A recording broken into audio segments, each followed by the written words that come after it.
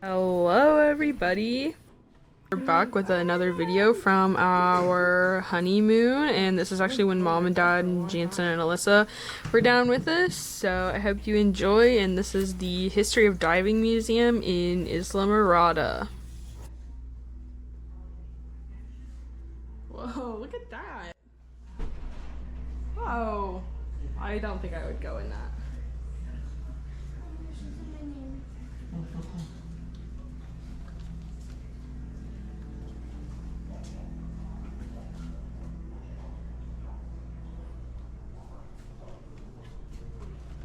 See how long we can hold our breath for. Okay, ready? 1, 2.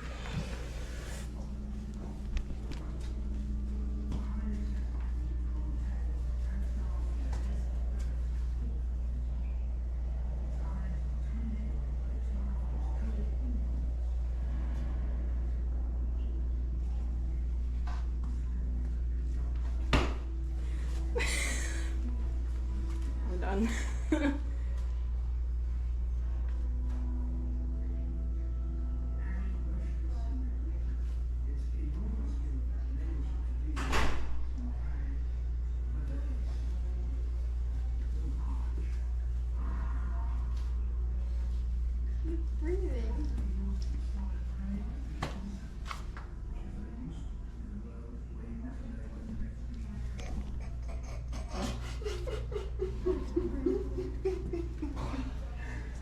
Oh, you almost got a minute, Luke. Woo! The first diving helmet. So does that. 1691. Wow, Dad was like a year old. Wow, 1535.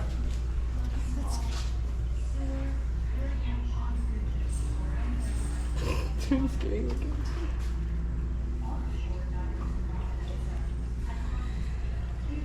I think they went backwards. They must have. What's that? What date does that one say over there? 1535. Oh.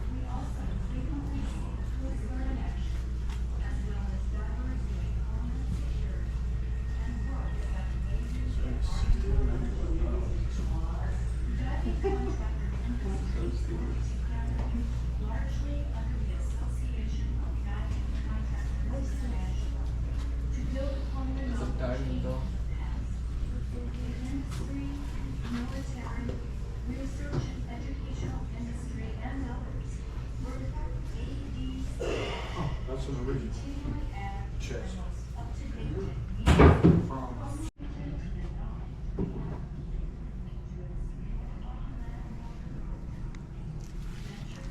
They have night. I don't know what that's helping you from because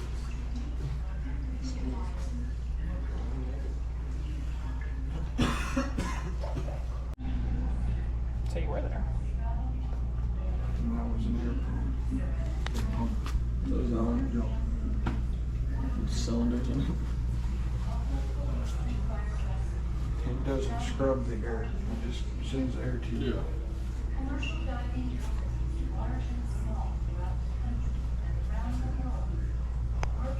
Steel company. Okay guys, so right here I'm fixing to point at it is actually an underwater chainsaw, which I thought was really interesting. I'm not sure if I got the little plaque that talks about it on film, but I thought it was pretty cool, so yeah. Oh, I did. It just has an underwater chainsaw. Very helpful, isn't that? Oh, wow. Steel, Hydraulic. Miller Dunn. That's a cute name. Should we name our kid after like some sort of diving guy? Miller Dunn. Oh, his last name will be. Yes, it will. Jansen, you gotta name your kid Miller. Miller Dunn. It's gonna sound something like Miller. Griswold made pants. I'm leaving that in there. I should let that stop. Whoa! Is it heavy? Yeah. Luke is so strong. Yeah, he is. 70 pounds, what it says right there. Why are diving helmets so heavy? Oh my gosh. What's it say? For a fully charged U.S. Navy Mark V helmet, most helmets you'll see weigh around 56 pounds without any supplemental weight. There's 70 right there.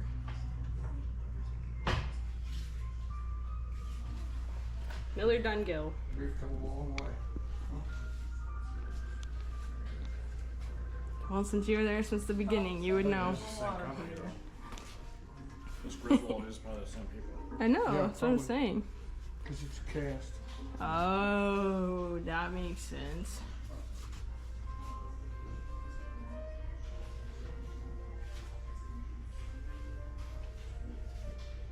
These pictures are cool right here. Jansen, get out of the fish tank.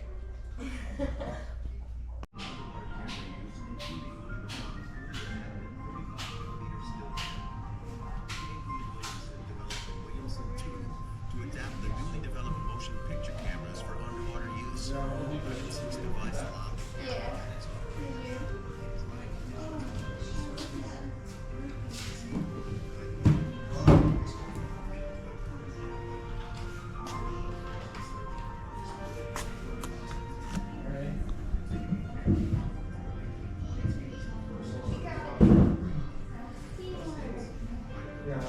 It says 1927, January 1927, National Geographic magazine. So I guess this right here is just a copy of it, like the actual one. Here's a bunch of diving equipment. Look at this smartphone.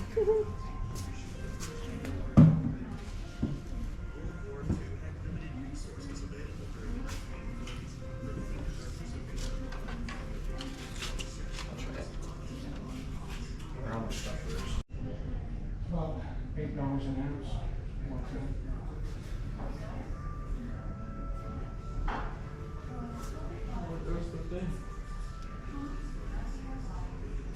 That's about $30,000. Get it. Take it. Yeah, they want those to be 70 pounds of silver.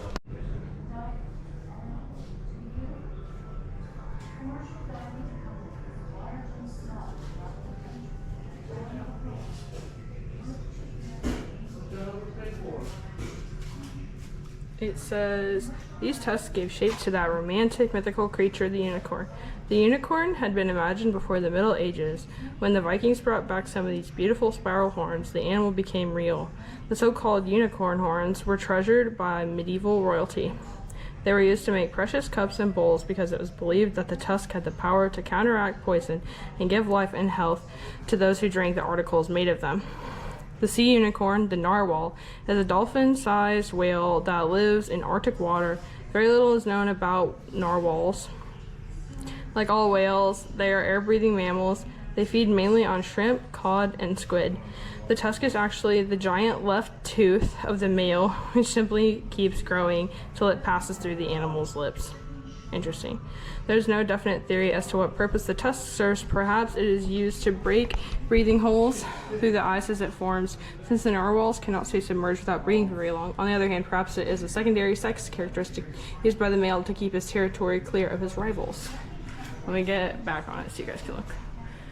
Then we're talking about this right here. Isn't that cool? I wish they were more abundant so we could see them, but they probably all got killed out. The circle is a monument to man's long-standing quest to explore the deep seas.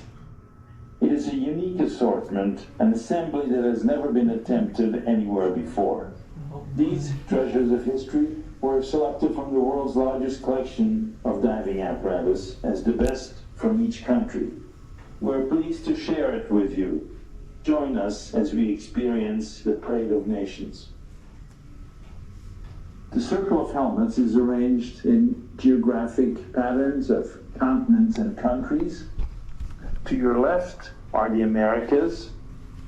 The central three panels are European nations, and you will see this has the greatest variety of design and countries. And to your right are helmets from Asian countries and the single helmet from the continent of Australia. Let's begin with the Americas on our left. On the top, we have Canadian helmets and the spectacular chrome-plated helmet known as the Crown helmet has a bronze crown on its top. The divers called them the Ice Crusher helmet because it enabled them to break through sheets of ice that formed while they were diving in the deep. 5 helmets represent the United States, and each of these is over 100 years old. 2 helmets are from Boston, made by the Hale and Morse Company, and 2 other helmets are from New York, made by Schrader, and these are known as the bolt helmets because of the 4 and 5 bolts that hold strong neck rings together. The bottom row has South American helmets, and here we have unusual helmets from Chile, Brazil, and Argentina. Next, our journey will take us to the European countries, and we'll begin with the top row, which is the countries located around the North Atlantic Sea.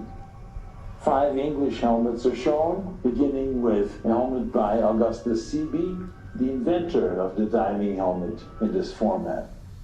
The top helmet is most unusual, being a Barnett and Foster helmet from 1870. The dark helmet at the bottom is known as the Pearler helmet because it was used by pearl divers in Australia.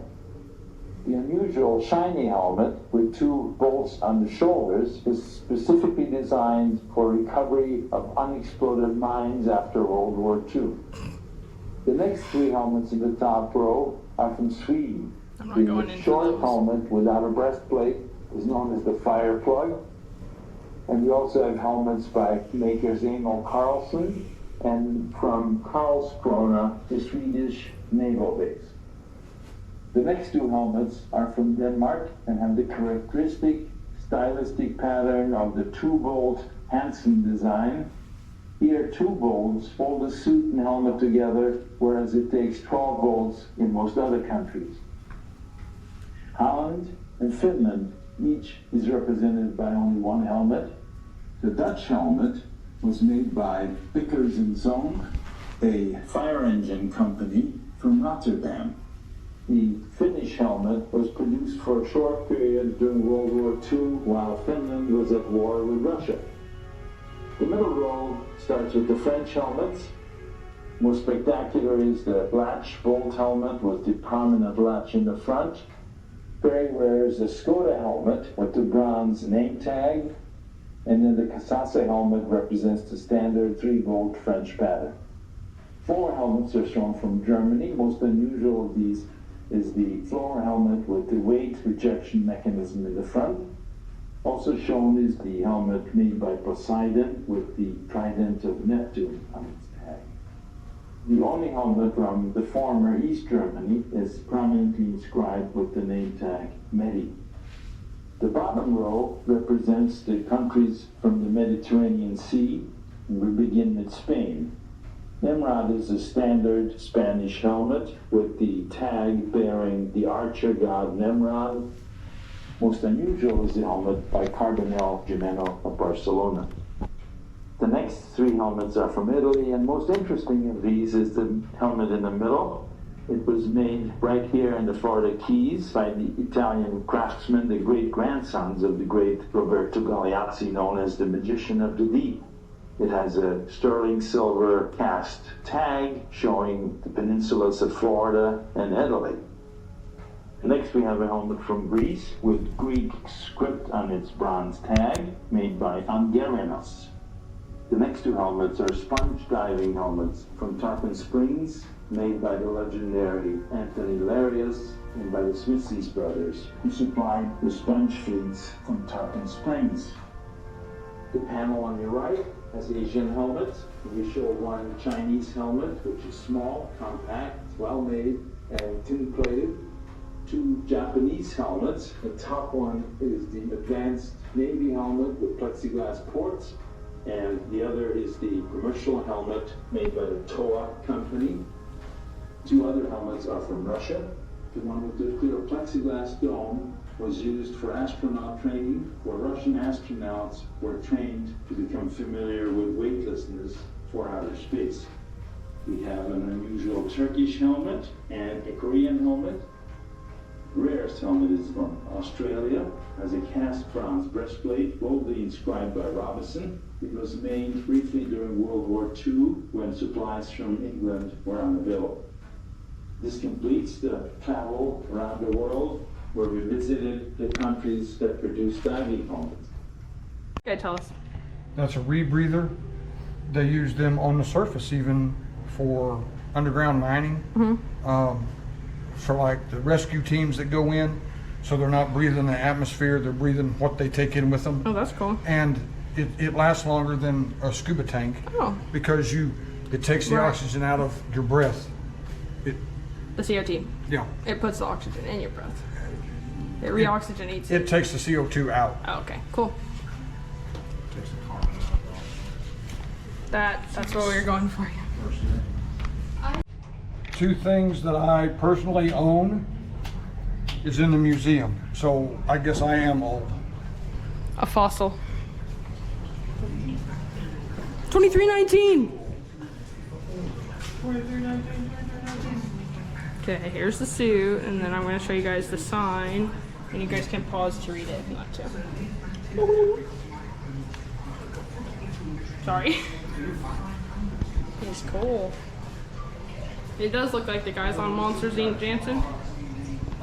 He does look like the guys on Monsters Inc. Okay guys, so you can pause and read this sign here if you want to, but thank you guys for watching. We had a really good time here. It was cool to see all this stuff because, like I said, Dad's like super into diving, so thank you for watching. Like and subscribe, and we'll see you on the next one. Bye guys. Oh yeah, and I'm going to put some pictures of us at the end. I wasn't either.